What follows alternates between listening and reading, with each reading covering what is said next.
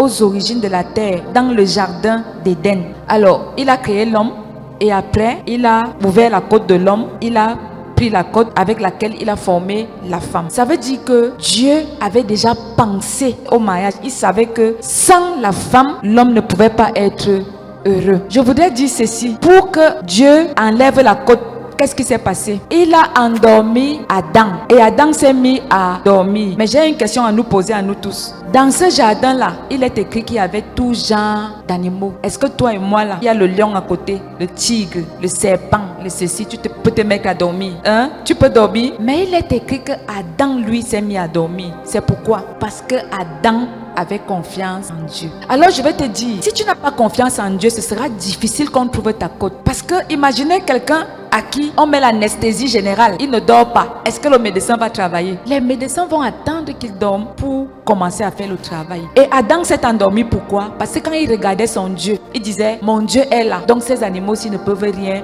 me faire. Et grâce à ce sommeil qui s'appelle confiance, il a été opéré miraculeusement et on a retiré sa côte. Avec cette côte, on a formé la femme. J'aimerais donc dire à quelqu'un ici qui veut se marier, fais confiance en Dieu. Imagine un peu, tu portes de 42 ou 43 et on te donne une chaussure pointue 38. On dit serre ton pied là-dedans, tu vas supporter. Pour que ton choix soit bon, fais confiance à Dieu, fais comme Adam. Alors une autre question que je voudrais poser. Quand Adam dormait, est-ce que Adam avait un jour dit à Dieu que oui, il y a les animaux, il y a les arbres, il y a tout, mais cherche-moi une femme? Est-ce que Adam avait fait cette prière? Mais quand Adam s'est réveillé et il a trouvé Ève à côté de lui, il est écrit, il a été tellement content. Il a regardé Ève, une belle femme. Et il a dit, voici enfin celle qui est os de mes os et chair de ma chair. Qui avait dit à Adam que c'est l'os de ses os et chair de sa chair?